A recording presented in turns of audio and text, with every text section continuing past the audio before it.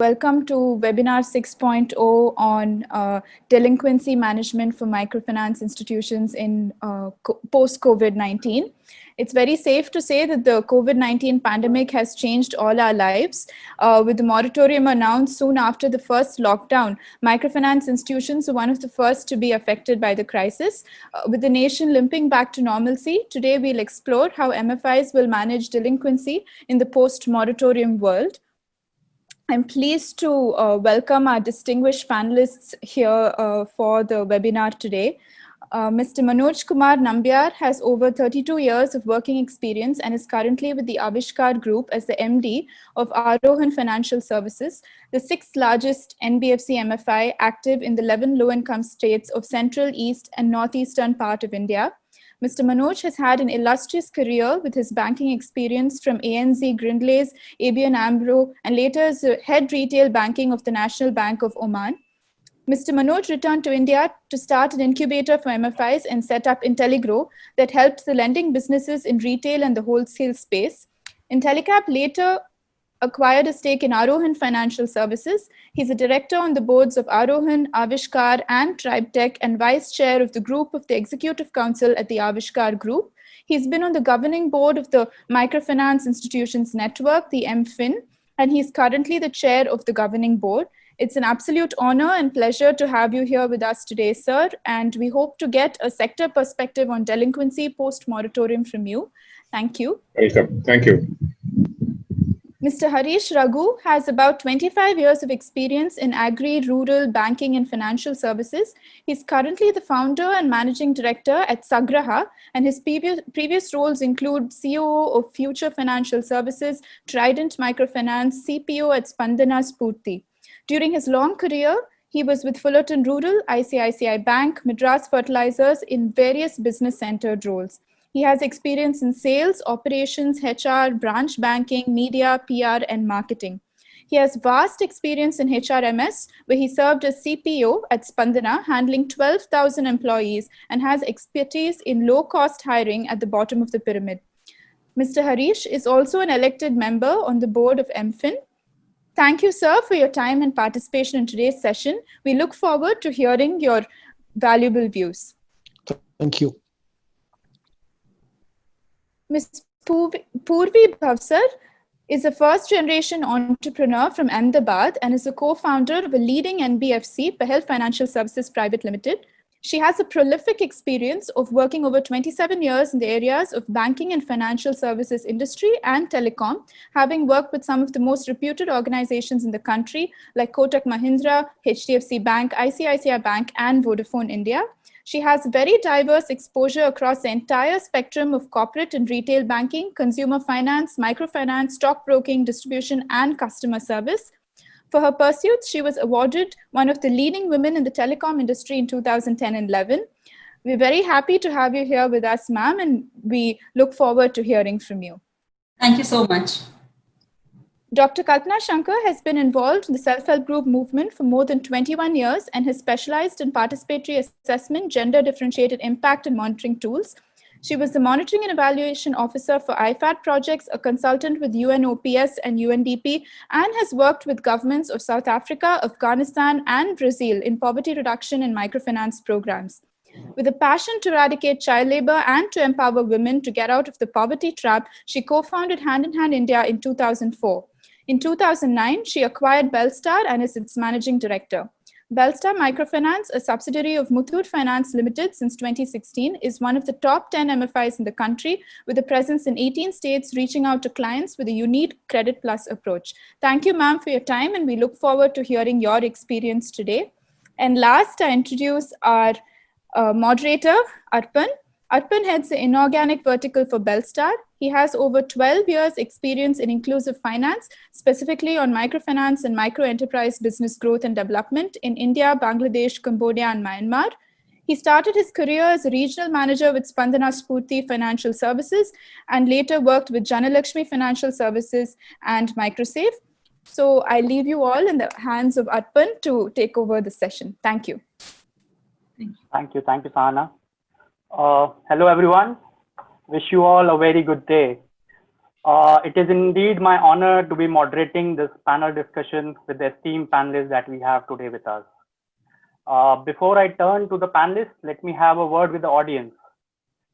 In Belstar, we always talk about learning through sharing, and thus we request all the participants to participate actively for 1 hour or so by sharing your questions, your comments, your experiences in the chat window. So the pandemic has, of course, which started with a global health crisis, has brought with it economic, social, and humanitarian crisis, which is undoing the significant progress that we have made in the past decade. It has not spared any economy, it has not spared any institution, and it has not spared any individual.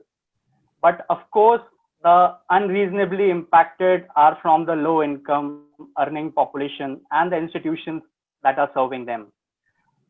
So the objective of the panel discussion is to discuss on various post-pandemic potential scenarios for microfinance sector, understand the impact on the microfinance borrower and how they are rebuilding themselves. And then we'll also deliberate on how the industry can be kind of more resilient to the future crisis. So without taking much of the time, let me share the first question with the panel. So the economic consequences of the pandemic has caused record unemployment. We all know that.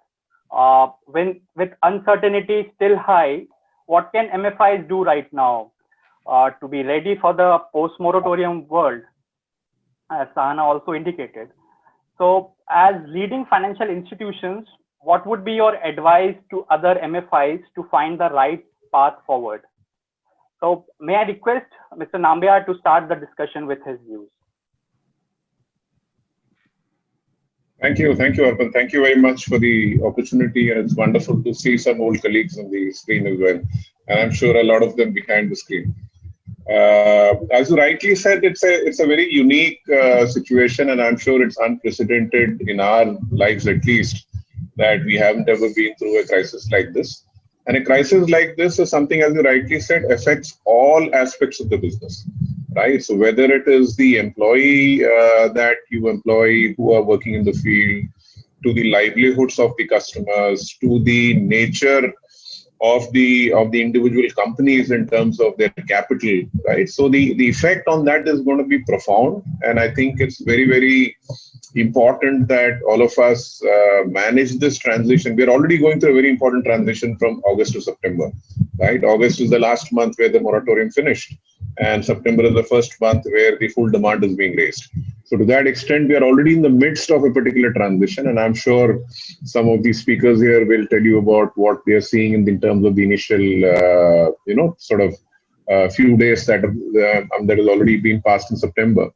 But to answer your question straight, Arpan, clearly, I would say operating companies need to beef up on capital, right? When I say capital, I would say both equity and debt, right? And it is not a surprise that every other bank in the country, whether private sector bank, multinational bank, or even PSUs, are all beefing up on capital, because what will essentially happen is that, like all of us know as practitioners in the sector, right? September is the first month where you will have the full demand. Delinquencies will obviously spike, and the reason why I say this is that when you tell people externally that you've already reached a 75% or an 80% or 90% efficiency, they all feel very happy. But we are an industry which has to operate at 99% plus efficiency.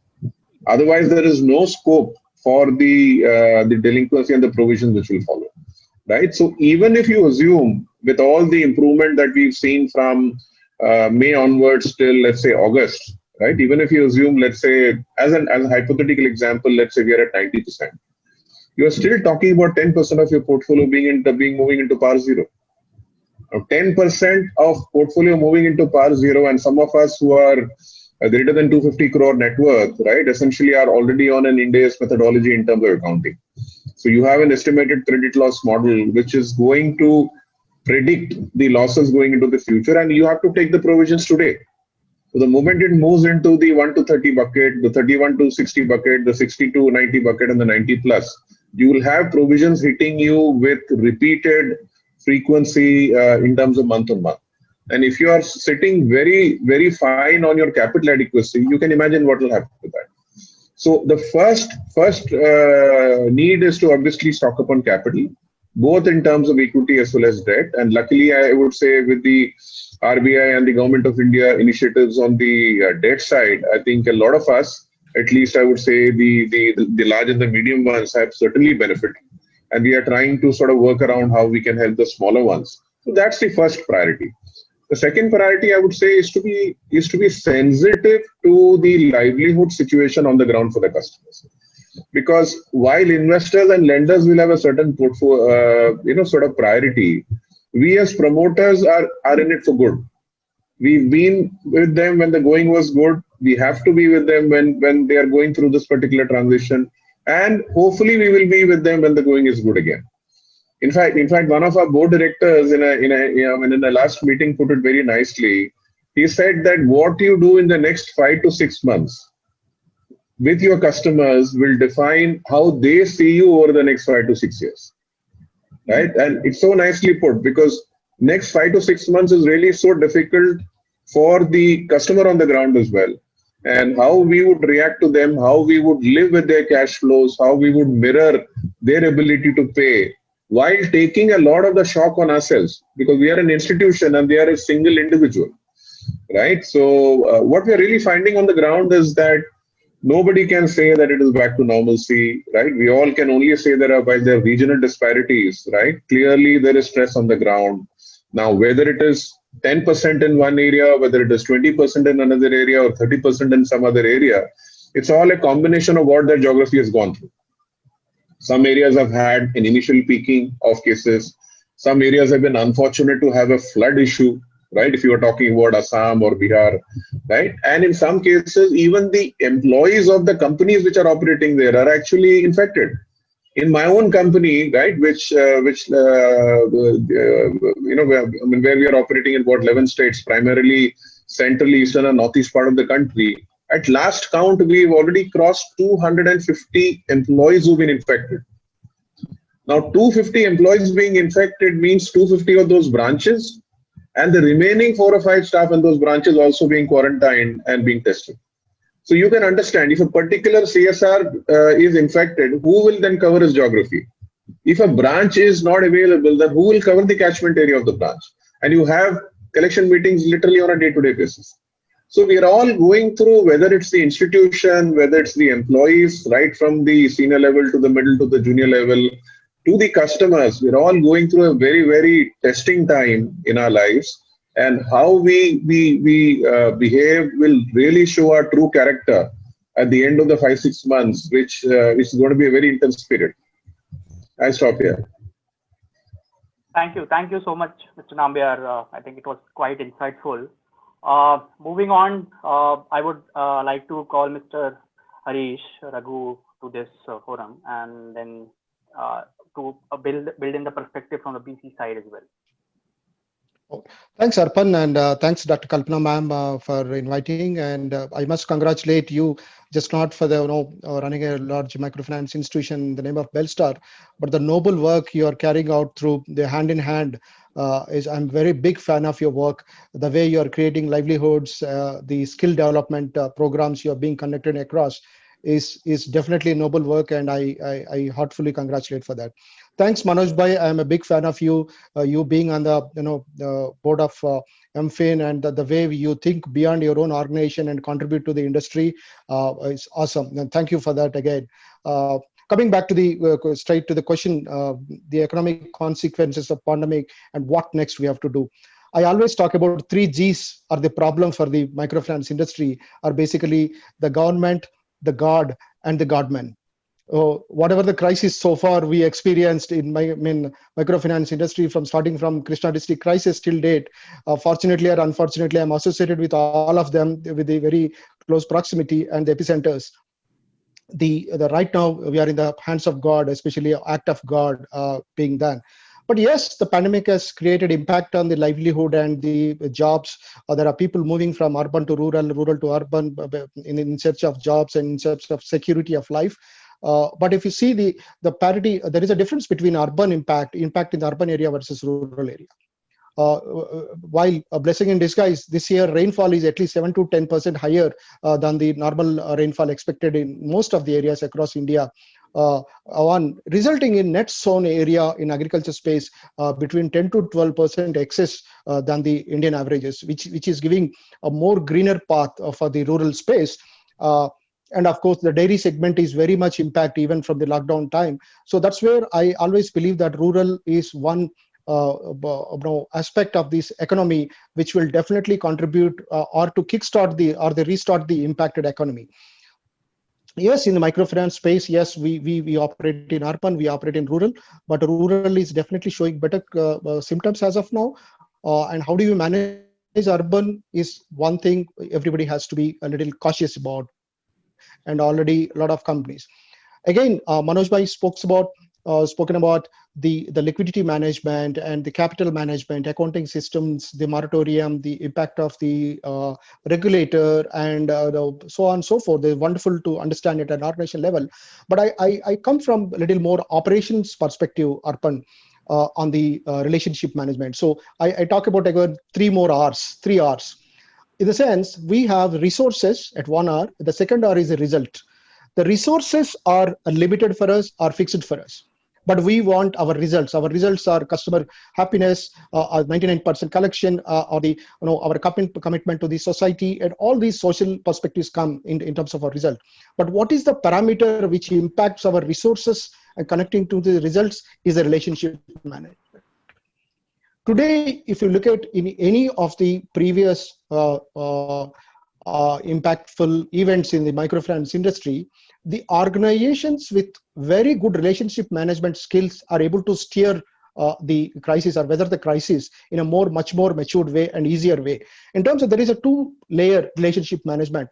One is how in each company's management is managing relationship with their ground level staff. How are you motivating them? How are you engaging them? How are you supporting them? How best you are communicating them? How are you making them to connected to your own voice at a senior level? So that the organization, for me, literally organization means the information passing entity. The information being spoken by the highest authority of the organization should be spoken by the ground level employees as well. So that's where the organization perspective comes into the place. Second, if you are able to take care of your field staff, the second layer I'm talking about, the relationship between customer and the company, which is being managed by your field officer or the credit officer, what we call in different organizations, or the relationship officer to some organizations say, this is going to be the very, very key point in future days, which will determine your 95% collection versus 99% collection. That very good relationship, understanding the customer needs, how best you communicate, how best you convince. Because right now there is a moratorium interest period. How do you convince that? Many of customers are talking negative about it. How can I pay that? So all these things will come into matter only with this kind of a relationship management. I stop with this couple of points, Arpan. Yeah, thank you. I think quite thoughtful enough, Mr. Harish. I really like that government, God and Godman analogy in that. With this, I'll like to invite Dr. Kalpana to share her thoughts with us. Thank you, Arpan. As the previous speakers articulated, I think treasury management is very critical, especially post-COVID. And RBI is also advocating that we should build additional capital buffers, although it's not an easy task, but I think we should go ahead and work hard to build the capital buffers. Second, most important point which I noticed in the RBI bulletin was doing a stress test by the risk department so that we are able to manage the delinquent portfolio in an efficient way. I think that is also important. And as the previous speaker spoke, I think keeping the staff highly motivated, because they are at the front end and they have to be motivated. They are the ones who are dealing with the customers. Initially, we were only worried about the customers at large in terms of organizing advocacy programs, giving them several immunity boosters and so on. But now it is becoming very important that even our staff need such a protection, because as Mr. Nambiar pointed out, 75 of our staff are currently being affected by COVID. So as an organization, we are thinking whether we should go for a COVID policy also, because this problem is going to remain for some time. It's not going to get over immediately. I think that is also going to be very important, because staff need to feel that connect with the organization. We have to empower them so that they are able to work efficiently. At the same time, be more sympathetic with our borrowers at this point of time, as many of them have lost their livelihoods. Last but not least, I think customer engagement is very critical, especially in our business when we are dealing with the bottom of the pyramid. Governments and other stakeholders are very sensitive about how we deal with the poor clients. I think we need to be very transparent, sympathetic, and give them multiple repayment options, so that we manage our portfolio, at the same time give all the options that are possible for the poor people. Yeah, thank you, ma'am. So customer connect is the key audience. So last, I would like to call Ms. Purvi to share her point of view as well. So I think all my colleagues have spoken quite a lot about the staff, which I think I would also want to emphasize. Besides, beefing up the liquidity in terms of capital and debt, what we generally feel and generally we discuss is, maintaining at least, twice the liquidity of what you are maintaining during the normal times. But most critical point during all our discussions and all our internal, planning is about people. So be people centric is something which is very critical, whether it is our own people or our own customers, because in difficult times, this is the most important thing, and this may be a good time to build a strong organization. If you're able to create that bonding with the staff and with the customers, as Manoj rightly said, the way you treat your customer for next 4-5 months, they are going to see you for next 4-5 years. I think that gives you a good opportunity to build a very strong organization and a very strong franchisee also. So, we have done a lot of things for our staff. One very important thing is we have given immunity boosters to all our staff. And I'm very happy to say that we have only 6 of our staff out of about 1,400 people who have been infected so far. So that has worked really well. Apart from, taking some extra medical insurance and a life insurance, which was not there earlier, that has gone a long way, and our attrition has come down by more than 50% around this time. So, I think staff people is very critical to our overall scheme of things. Also very important or very crucial at this point in time would be to have a proper business continuity plan in place. Because while we all keep talking about, post-moratorium world and all, the moratorium is over, but the COVID is not. Possibly COVID is at its peak, or it is worse than what it used to be. So having a proper business continuity plan, because there are cases where you will have the entire branch falling sick and not being able to visit any customer. All those things are you can expect that kind of a turbulence. So just being ready for that is something that we are doing, and that may be an important point. Apart from that, we also are very conscious of the fact that the code of conduct is very critical at this point in time to follow for the larger good of the entire industry, which means that we empathize with our customers while collection is critical, but also it's a very fine balancing act between collection and treating the customers and understand the actual challenge on the ground. So following code of conduct for larger good is something that that is very important. And don't get into reckless lending. That is irrespective of good or bad times, but such things will always keep coming back to you. So rather, this may be a good time to build very strong processes and very strong teams instead of just going for some sort of a reckless lending. So these are the things that I think is very important in a post-moratorium period. Yeah, thank you so much, Ms. Purvi. So I'll quickly switch to the next question. And we all have talked about our customers so far, how important it is to kind of engage them. But one of the major problems which all of us have felt is people whose employment was affected by the corona pandemic. are typically the ones who will be on their late on their payments. So we have come up with this analogy that these customers are actually the accidental delinquents. So they had their jobs, were making their payments, and were good customers. But suddenly they find that their post-pandemic, the situation has completely changed. So just wanted to have an understanding, a deeper understanding on, based on your experience, what can MFIs do in supporting these accidental delinquents in the journey of rebuilding themselves. So I'll ask Mr. Harish to kind of start with his thoughts.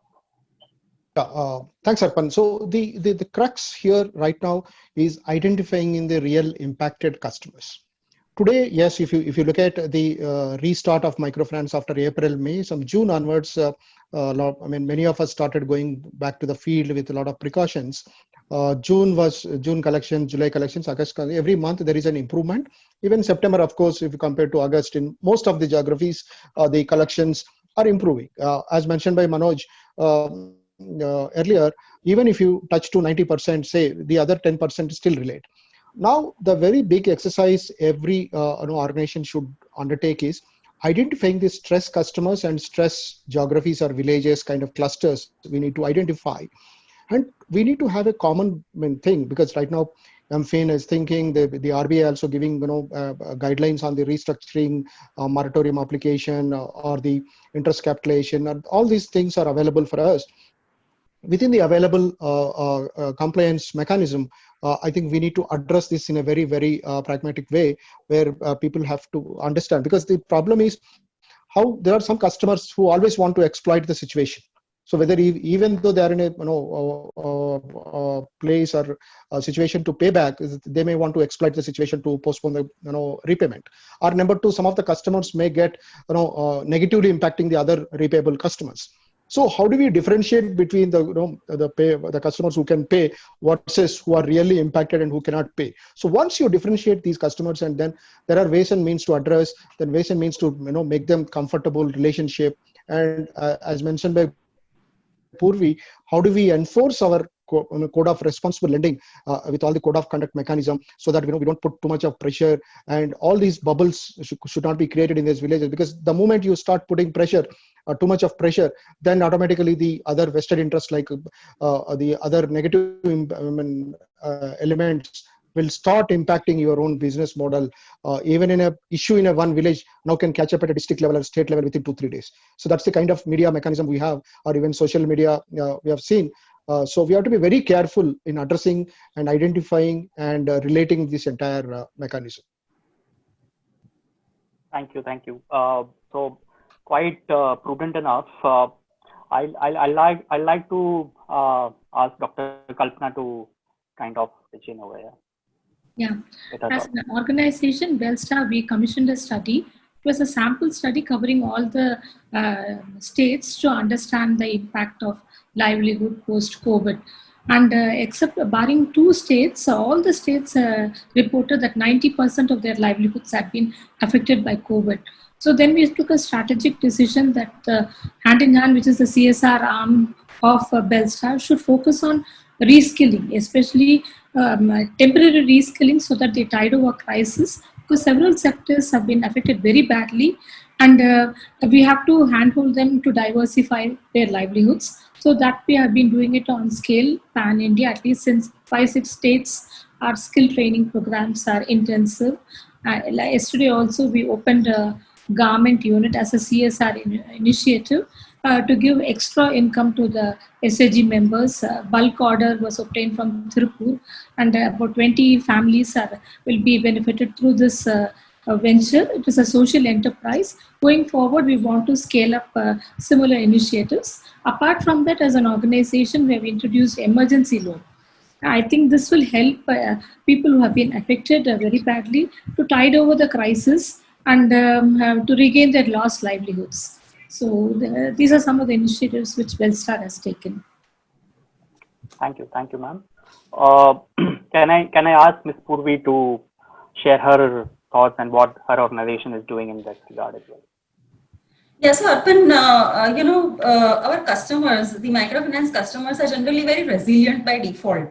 And partly that is because, it's a question of survival for them. So after every crisis, whether it's a demon or, floods or cyclone, they generally bounce back really, really fast. So they may not remain delinquent forever, So the accidental delinquency that we are talking about, I think they may not remain delinquent forever. They may be briefly there, but, if their intent is right, they will be out of it very quickly. So in the interim, it would be very important to fund them, but it has to be carefully and, basically to help them restart and handhold them in a very unconventional way, maybe by providing linkages, the way mentioning that, you give them some sort of a training or skill enhancement or some sort of a market linkages. I think that is a brilliant idea. And such initiatives will go a long way in creating a very strong bonding with the customers. Now, MFIs may not have expertise or the capacity to do some of these linkages, but I think the ecosystem, we are in such a beautiful ecosystem, so it may not be very difficult to find such options. And because these are abnormal times, we also need out-of-box solutions. So that is something, very critical. You should look at unconventional ways of hand-holding customers. Arpan. Thank you so much, Ms. Purvi. So at last, I would like to ask Mr. Nambiar to kind of share his views on this. Yeah. No, I think good points have already been made. I would only sort of summarize it by saying that, like most of them have said, if you truly believe that your customer is part of your family, right, and if you truly believe that you've done the right customer selection, and like Harish said, there are no mischief mongers or people who are trying to take advantage of the situation, right, then the rest of the customers are the ones that you really need to, at this point of time, strengthen the relationship that you have. And that strengthening of the relationship primarily can happen through a bit of understanding on the delay of the delinquency which is coming up, right? Fully understanding that this is not something which is permanent, but it's a short-term phenomenon. Very clearly, we need to instill the discipline in them, and then even less one installment this month, when are you going to actually make good the difference? Right? So some amount of promise to pay on the remaining balance is very important, so that they also understand the fact that some amount of credit discipline in terms of repayment has to be there. And like I think somebody also mentioned that we always believe in our business, you don't really put good money after bad money. You actually put good money after good money. Right? So if the sector had not done what we did in Kerala 3 years back when floods happened, and every customer's livelihood got washed away, right? If the sector had not done the 5,000, 7.5, and the 10,000 rupee emergency loans and helped them come back out of the difficult situation that they were in, right? Over a span of 18 to 24 months, the whole sector would not have revived. Some amount of delays obviously happened, and some customers obviously would have been in a situation where they sort of completely lost their livelihoods or could not pay, but that's fine. The fact is that in this business, it's not only about the commercial return that you make, it's about a sustainable business that you're actually able to create. Right? I think the point of linkages was absolutely wonderful. If that's an extra value add that any of the companies, like Puri said, today there's so much of alliances and working together which is happening. All you need to do is to link people. Right? It is not your core business, but at least in these kind of times, if you link them, then automatically there is there is that relief which is there. So like somebody said, the MFI customer is resilient. They are not people who are waiting for doles, or they're not people who are waiting for the government or the charity organization to come and help them. We had Cyclone Amphan in West Bengal, right, somewhere in June or July. Within a week to 10 days time, those people had repaired their houses and they had restarted their livelihood activity, even if it was a small tea stall or a small grocery shop. So that's the resilience of the customer, right? And all that they need is some amount of understanding from people like us, in terms of giving them that time. The RBI gave them 6 months time, right, with the moratorium being available, as to you could use that facility if you had a problem not to pay. Of course, there is a cost attached to it, right? And now, from now on, we need to, hopefully all of us have already done that grooming and that preparation for September for it to start, right? And these 3-4 months really is a time that we have to be together. Thank you, Mr. Nambia. So quite thoughtful enough. I'm sure audience would also dwell into that. With this, I'll come up to the third question which I'm having, and now this is one of my favorite questions among the list. What sort of preparedness is required for the microfinance institutions to be more resilient for future crises? We have been talking about resilience of customers and all this. So is there a need to revive the model? There has been various talks about that in whole this pandemic season. And given that we are living in a new world post-pandemic. So I would request Dr. Kalpana to educate us with her thoughts in this. Thanks, Arpan. I think as MFIs, now all of us are comfortable with digital onboarding, digital payment, disbursement of loans. So I think digital, we are using technology, but only for collections, it's still limited. I think going forward, digital collections will play a major role, especially for because in the month of March and April, rural areas were not affected. Our clients had money, but we could not give them options for repayment. I think that was a key learning for all of us. I think going forward, investing in digital infrastructure is going to be very important. But having said that, only 15% of our clientele have smartphones. They either depend on their husbands or their brothers or family members. That is not reliable. I think going forward, we have to, over a period of time, it cannot be done immediately, but over a period of time, they have to be empowered to have a smartphone to carry out these digital transactions. And government also should invest in terms of internet connectivity. I think all the players have to come together and act in a diligent way to tackle the problem going forward. And second point which I was thinking is in terms of upskilling the staff. Like we train them on regular processes, but what happens suppose if a branch is affected by COVID? So what are the alternatives? Immediately we should have an SOP in place. So if one branch is closed, what is the neighboring branch? How they can take charge? Now it is we are doing it in an ad hoc way. I think we can institutionalize it. Third, the point according to me is like in IT, we are doing the DR drill that's mandated by RBI. So disaster management, we are actually thinking through the whole thing within 1 day, maximum within 12 hours or 24 hours, we are able to retrieve all the data. Similarly, at least once or twice in a year, we should actually meet as a group, the key management, along with some experienced board members to think about such unprecedented incidents. So we can have a better planning mechanism, a better framework in place so that I think if we are better planned and better equipped, there will be no confusion and we'll be more strategic in approaching the issue rather than being perturbed and passing on the tension to the immediate staff members and the clients. I think as an organization, we'll be more effective in dealing with such a crisis if we have a framework in place. Thank you, ma'am. Very well put in there. Can I ask Ms. Purvi to share her thoughts as well?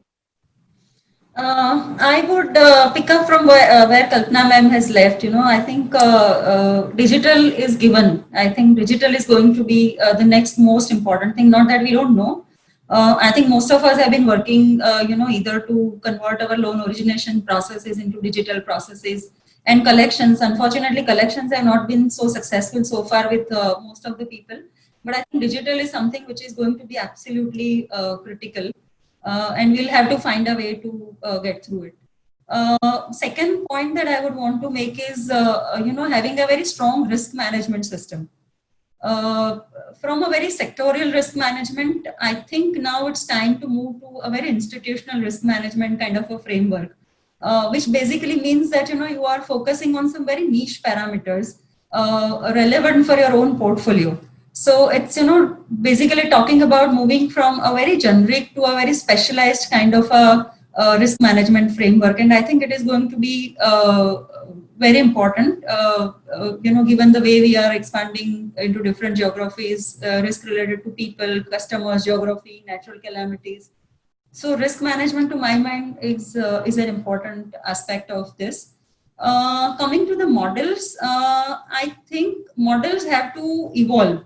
And it is a continuous process. So I don't say that, it cannot be in reaction to any particular crisis, but it has to happen to address the changed customer requirement or a market scenario or a technology. And we have already seen that change happening. Microfinance, which was it started with no KYC, the customers not having KYC. Move to eKYC and CKYC and digital KYC, on those kind of platforms. So models will have to keep evolving, but not in response to any particular crisis. And also, I don't know why we only talk about, changing the models. We can also look at having a good product mix as an option. So while models can keep evolving, at the same time, I think product also has to be a new product has to come in. You have to have a portfolio where you are trying to do enterprise lending, maybe some secured lending, and a lot of other asset class can also be addressed in the same segment. So we basically stick to the bottom of pyramid segment, but we look at a good mix of products, and models can continue to evolve. In a summary, Arpan. Yeah, thank you, Purvi. So now I'll ask Mr. Nambiar. Just to add another perspective to that, I know Aarohan has been trying out different digital models since last few years. So wanted to know what has been their experience in Aarohan, and along with that, specifically targeting about the model. Is there actually a need? Because people almost say that JLG model, group lending model, is kind of now is reviving itself. So just wanted to understand your thoughts as well in that. Yeah, no, good question, Arpan. And I think it's important, the sector has learned from every crisis which has happened before, whether it's the AP crisis in 2010 or the demonetization or the various other national calamities which have happened in 2017, 19 and all of that. I think we should pride ourselves on being a sector which has never wasted an opportunity to learn and sort of innovate, right? The AP crisis brought the whole industry into a RBI guideline, credit bureau got established, the SROs got established, which is the reason why you see the equity investments and the debt came back to the sector. From less than 10,000 crores, today we can talk about 230,000 crores, right? Although it is spread across different types of institutions, but at least the sector has grown from less than 10 to 240,000 crores. The demonetization gave us a fillip into moving into cashless. And I think today, almost 100% of the disbursements are cashless, right? But on the repayment side, the challenge essentially has been to facilitate a mode which is a mix of digital and assisted, right? So phygital or physically assisted kind of model is really sort of what would work. But the even bigger challenge is the fact that there is no banking habit with the customer, because the bank branch is not close by. The BC outlets have not really been that popular in terms or available or accessible in terms of being able to transact, whether to remove money or to actually put in money, right? That's the reason why, you see, all the modes essentially would need a bank account which is funded, right? Post that is when. So, Arpan, we've also tried a lot with a lot of people. Suffice to say that our most successful experiments have been with payment banks, so both with Paytm and with Airtel Payment Bank, in terms of cash drop, in terms of the CSR dropping the money, the group leader going and dropping the money and all that. We've made a fair amount of progress. But I would say right now, the overlying platform that one should work on is actually BBPS, the Bharat Bill Pay system, right? That is the UPI, the NCPI sponsored platform. And I think all of us, if we can get onto that, and then really start a mission mode on thinking about a date by which none of us would accept cash, right? I mean, I keep giving this example that if you fly Indigo, you can still pay cash and buy something to eat. But if you fly Vistara, right, they will not take cash. They don't take cash. As a company policy, they will say, please give me a debit or a credit card. So that is the sort of approach which is needed with an end date. And I think in one other seminar, I had said that can the industry work towards 1st of October 2021 as a date by which we will all create enough sort of visibility, because it's a change behavior that we have to do, and that's not possible by just one company or two companies, right? All of us in the sector essentially will have to tell the client that we are not going to handle cash. You should not give the cash to anybody, nor is any of our employees authorized to pick up cash, right? And that's probably is the kind of mission mode experiment which is needed for us to be there. But on the model, Arpan, let me tell you that I see two clear takeaways or two clear things that we need to pick up from the COVID pandemic and move forward. Cashless is clearly something which is coming out staring at you, right? So both from a disbursement and collection perspective. The second thing is that clearly now you have to differentiate between new to credit customers and used to credit customers, right? You have to get a low touch model in place for a customer who is in the third cycle, fourth cycle, or fifth cycle, because frankly, I don't think it's a joy for them to come every week, every fortnight, or every month, right? Leave their livelihood activity aside and come and sit in the center meeting. We need to give them a bit more respect. And I'm dreaming of that day, and I'm sure it'll happen very soon, right? I'm dreaming of a day where using a credit scoring model, you're able to take a call on a customer based on a profile, based on the data which is getting picked up in the field, checking that with the credit bureau, attaching a score, and if that threshold score is acceptable to the company, then approving that case, right? Post that, trust me, even today, there are companies, right, which are working on completely digital signing of agreements. Right? The customer does not even need to sign. You just need an authentication through a KYC device. And essentially there is a company which will stamp the papers that you need stamped on that particular day with a timestamp.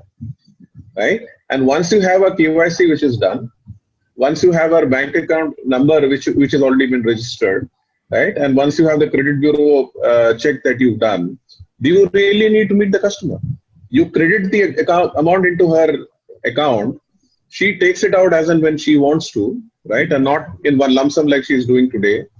She continues to ensure that there is enough money in the account for that standing instruction to be effected, right? And 1 or 2 months before renewal, a call goes thanking her for all the collections that she's done and telling her the good news that you are now approved for, the old sort of loan amount plus 10%. You have a completely low touch, almost zero touch kind of situation. The only touch here required would be, God forbid, if a particular standing instruction were to bounce back. So while you keep increasing the number of these kind of customers on your base, whether it's 90 or 95 or 80 or 85, whatever that is, right? You're only then focusing on your physical activity on the 5%. They are the people who will need your center meetings or the recovery efforts which are there. And the rest, essentially, they're happy doing their job. You're happy that your money has been deployed and they're paying you back. Right? And I think there are companies, including us, who are working towards that. Right? I'm sure in the next 1 year, but for the COVID thing, which probably has pushed all of us back by 6 months or a year, right? I'm sure somebody would actually reach there and say that we've done it. So there's no exchange of paper. It's completely digital, a low touch model. Exactly like you and me today can apply for a personal loan online and actually get the money credited into our account within 4 hours flat. Right? Because we have a credit record, because we have a KYC, right? And because we are bothered about our credit history. So clearly that's a model which will eventually move. And it's very important that all of us move towards that. Yeah, thank you, Mr. Nambiar. Very, very insightful. Quickly, I'll ask Mr. Harish to share his thoughts as well from the BC's perspective. Thanks, Arpan. Now we are witnessing the microfinance from the SHG days where they, 15 to 20 members, a weekly meeting, homogeneity, the livelihood activity, the center prayer of every week to, today there is no attendance being tracked much by many of the organizations. Only the collections have been tracked and from weekly to monthly movement at all. and the digital definitely is going to be a model. As a BC, we are also in sync with the banking system in terms of the strict, stringent KYC mechanism or KYC mechanism documentation. The compliance levels in the in the banking system a little more stringent, I would say, in few aspects. But definitely one need of the hour is individual cash flow assessment. We all the MFIs or whoever is doing a micro loans, either agnostic as an entity, have to move definitely to this individual cash flow assessment mechanism, because we have capability now because of the systems we built, our digital apps available or the tabs available, tab banking mechanism and all. We have to definitely, as mentioned by Manoj Bhai, the individual cash flow assessment is very, very imperative. And number two is the how do you minimize your operating cost using all the digital thing. Yes, we have some systems, we have system risk management systems, we have credit bureau, we have tab banking, all these, whether how much able to save in OPEX. The third very important point, we are not able to, other industries, our attrition levels on the ground is very high. Today, this is going to impact our relationship management with the customer. Whenever staff is moved on, to replace him or to re-establish the contact with the same customer again and again, this is going to be one pain point. Whatever the business model we congregate, the very important thing is to look at your attrition management to be very low level, so that your relationship with the customer is not broken, so that you can offer variety of services. Because today it is just not micro loan. You can offer insurance services. Already many of us is offering. We also operate other enabled payment system, because all of our branch banks for a few of the banks are operated as an ATM. There's a lot of customers come down to withdraw their money which they got from subsidies from the government, gas subsidy, NREGA payments, or whatever kind of payments. They used to come to our office, branch office, and they withdraw cash by Aadhaar enabled payment system. I think these are all the value added services we need to put across at their doorstep, so that the customer connect, relationship management and strength with the customer will continue to exist, and that is going to be the future, I believe. Yeah. Thank you, Mr. Harish. Quite thoughtful. We are kind of losing the time. I'll quickly switch to the last question which I have. As per the recent CGAP report, for the audience sake, it has been shared in the column. 1/3 of MFIs may face solvency stress globally. So because of the sharp decline in the portfolio quality, and so do you feel, is there a looming solvency crisis in the microfinance sector? This is what kind of gives you hope and what kinds of give you despair? I'll quickly ask Ms. Purvi to share her views. Yeah, looking at the time constraint, I'll quickly talk. See, I may not be able to comment on the global thing, but I was also reading this report that 1/3 of the MFIs facing solvency crisis. But I'm not sure, is it because of the pandemic, or pandemic is just a trigger for these MFIs? Question, I think will be answered, as the the pandemic unfolds. But in India, I think we are very strongly regulated by the central bank. Our SROs are also very active. The capital adequacy, any which ways, is mandated at 15%, but most funders are comfortable generally at about 20%. Current collection trend for most of the MFIs at this point does not point at a major insolvency issue, as it looks like, the current trend. So this gives hope that, the sector will come out of the crisis much faster. Also, and, the hope is also that, given the situation of economy at this point in time, and the kind of revival efforts are required, I think MFIs will have a very, very important role in rebuilding India. And I was just reading RBI's monthly report today, and it says that, and they have taken a separate section on MFIs, and which is at the top of their priority. And it says the pandemic, transforming pandemic into possibilities. And I think they are very beautifully, written about that. While the other worries will remain, but I think this may be an opportunity. And in terms of despair, I think as an industry post-Demon, we were growing very beautifully, across the geographies. and this pandemic might put little bit of a break on that kind of a growth. So 1 year typically is lost, or 1 year will be of a slow growth. But on a larger issue, I think the families, about 3.5-4 crore families in India, are likely to slide back into poverty. Which is something which is sort of MFIs will have an opportunity to help them, and that is going to be a problem as well. So that's from my side. Yeah, Arpan. Yeah, thank you, Ms. Purvi. Can I request Mr. Nambiar for his thoughts?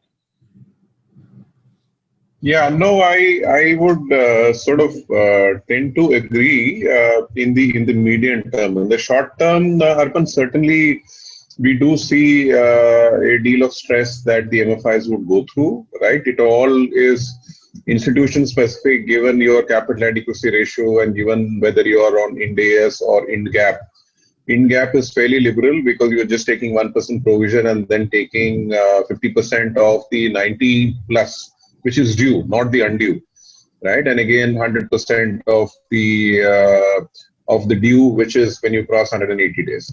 Whereas on an ECL model, essentially it is projecting the moment you write a loan based on your previous history of collections and rollbacks and recoveries. It is essentially projecting bucket-wise what you need to take. So people like us who are on Ind AS are a little bit sort of concerned about the short term where the provisions would need to be taken. Because as I mentioned to you, even the best of the companies are today not talking about 100%, right? Everybody is anyway talking from anywhere from 70 to 75, 80, 85, 90. That's the kind of range that I've heard people talking. Even if you're at 85%, you're talking about 15% par zero in the month of September, right? So there would be stress. The unlucky ones would be the ones which were very close to the capital adequacy ratio even before the pandemic happened.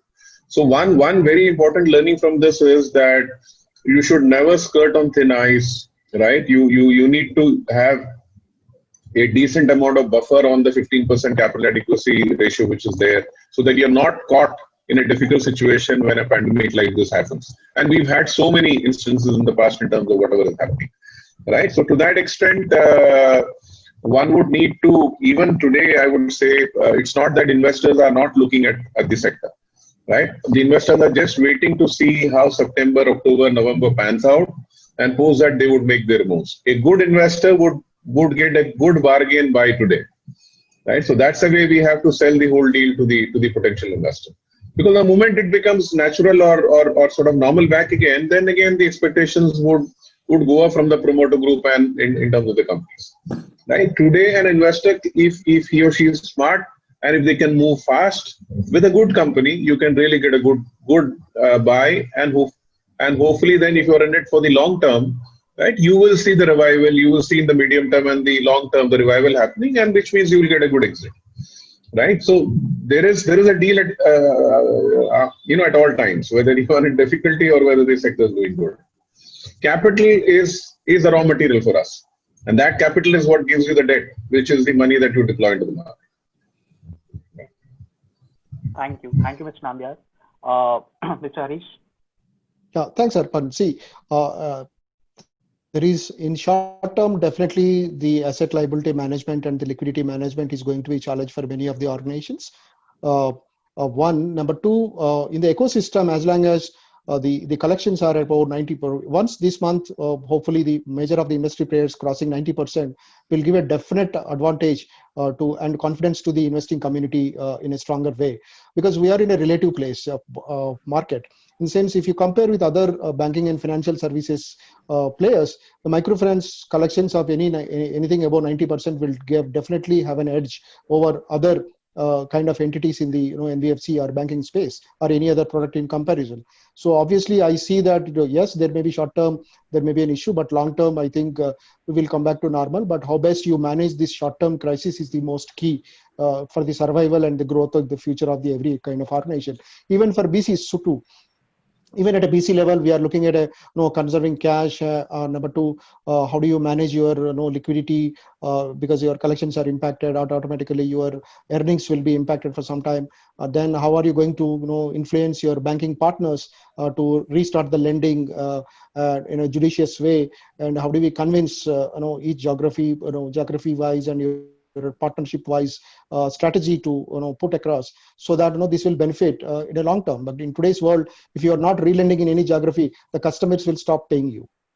Right, so that's one big risk we are looking at. And of course, there is always an issue as long as the other negative elements in the society are not, infesting this kind of business. We are always okay, and we can manage this crisis.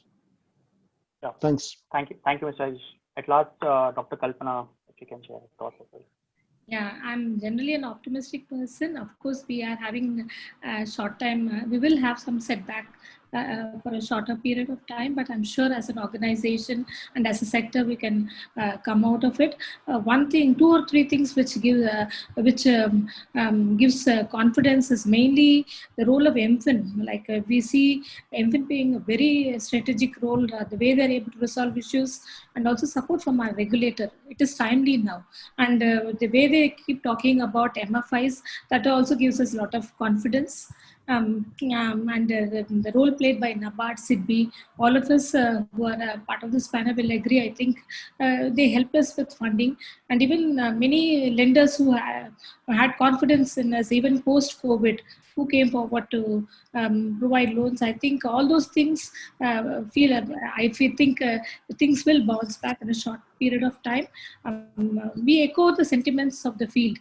I think our business teams are giving that hope, and all the panelists, I will agree, we are seeing an improvement in the collection efficiency from April. I think all those factors, I feel I don't think there's a large crisis, but I'm sure the MFIs will come out of this crisis. It's only it's a short period of time. We have to be very careful. We have to monitor. At the same time, we should not be aggressive.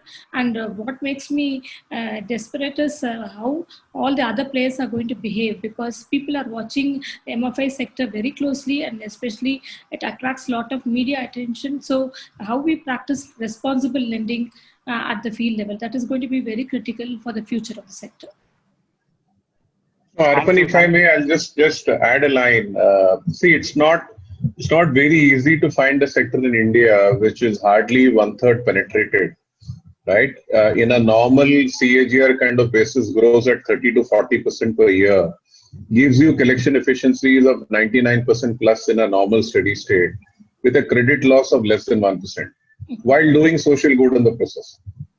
Right? There are not many other sectors which can boast of these kind of numbers. And today, the reason why, reason why the RBI and the Ministry of Finance and the government, both state and central government, look at us with respect is because with 60 million end clients in the 230,000 crore portfolio, you are impacting not 60 million lives, you're impacting 300 million lives. Because the family members of the direct beneficiaries are also being impacted, but by the credit line that she has with us. And the credit line that we are offering is 1/10 to 1/12 the cost of a private finance company or basically a money lender that she has to go to. Right? These are very, very strong and very, very striking numbers, which is the reason why we all are basically very hopeful that in the short term there is pain. Medium term, one would need to realign to the new reality. In the long term, there is no doubt in anybody's mind that the business is going to be wonderful. That's right. Thank you so much. Of course, it is interesting to hear all of it, and I can see a lot of questions coming into the chat. I have to be a bit choosy now because we are kind of exceeded the time frame. Our audience have shared quite a lot of questions. Let me ask Mr. Nambiar, since he chairs MFIN as well, about the role of MFIN in playing to tackle with the rumor mongers, politicians who are misguiding the customers for non-payments. What would be the role of MFIN in that? Yeah, so like most of us have said, the fact that we have a very ground level kind of business makes us very, very susceptible to a lot of these things which happen time to time. And it's only natural that in a difficult scenario like this, normally people would tend to play. Having said that, I would say this time we are also pleasantly surprised, except for a few situations in some states, we've not had any national kind of issue as yet. Right? MFIN is the self-regulatory organization. recognized by the RBI. And to that extent, we have clearly 3-4 functions that we play. One is the self-regulatory organization, which is ensuring through surveillance that the guidelines issued by the RBI are actually being followed on the ground. And feedback back to the RBI in terms of what we need to do to help the sector grow positively. Second is the policy advocacy bit, which is really, I think, what some people are mentioning on the call, that whether it is a liquidity issue that we are facing, whether it is a guideline change which is needed. For example, today we are talking about eKYC. We are saying that this is the sector where the customer essentially needs to be identified properly, because once a loan is given, there is very little you can do to actually get that money back, right? So KYC, Aadhaar as the KYC tremendously helps in terms of the dedupe on the credit bureau. And we moved into Aadhaar in 2015. Unfortunately, with the privacy issue judgment, we then had to move out, right? So those are the kind of policy advocacy things which we do. Third is the network coverage. So across 5 regions in India, there are people based in those areas who are constantly doing district level meetings, meeting the district administration, the police and all of that, and maintaining a relationship so that, God forbid, if anything were to happen, you're not scampering at that point of time. You know whom to call, you know the email IDs, you know the phone numbers, so that you are able to get in touch. The idea here is to essentially create an environment where the members, both primary and associate members, can get onto their business properly without bothering about the sectoral issues, right? So, and we'll continue to do that. I think clearly with CRL, which Harish mentioned, I think it's a world-class initiative. I'm not aware of any initiative in the world where 110 institutions spanning across almost 2 lakh crores have signed up on a voluntary code, right? With just the blessings of the regulator from the back, but it is completely voluntary, right? That is an initiative which will only grow further, because today we are 2,40,000 crores. We are all looking at maybe sort of doubling that over the next 3 to 5 years. Thank you, Mr. Nambiar. And I think we need to wrap up. So one thing that has come out is the need for beefing up the capital, riding on data and technology, and most important is the customer connect. The situation is still worsening, and as the situation is getting bad, we need a lot of data to back us up. For me, the biggest takeaway of this discussion is that we all have to move towards more digital approaches towards our customers, which in a way will help in a bit more of formalization and hence ability to give more credit to the underserved. We have raised some pertinent points on responsible borrowing and debt management. I hope that this webinar has put out some key points on stakeholder collaboration. Thank you panelists for sharing your perspective, and hope we are able to address together the various aspects of the crisis the pandemic has brought upon us. And thank you also to the audience for coming out with very good questions. This is a very important step for all MFIs and other stakeholders in the ecosystem that can help address the problems together. Thank you so much. Over to Sahana. Thank you again to the panelists and Arpan for moderating the session wonderfully. I just want to say that we had over 200 participants today, and unfortunately in the beginning of the session the chat box was disabled. And once we enabled it, we started getting more inputs, and we have several questions, and even in our registration form we had kept a Q&A box open. So we have almost 40 questions in the bank. We will choose the best 5 or 6 questions and share it with you panelists, because I'm sure the participants want to hear the answers, and we really appreciate if you could give your responses. It was truly an enlightening session for all of us. So thank you so much once again for being a part of our webinar. Thank you. Thank you very much. Thank you. Thank you so much. Thank you. Welcome. Thank you.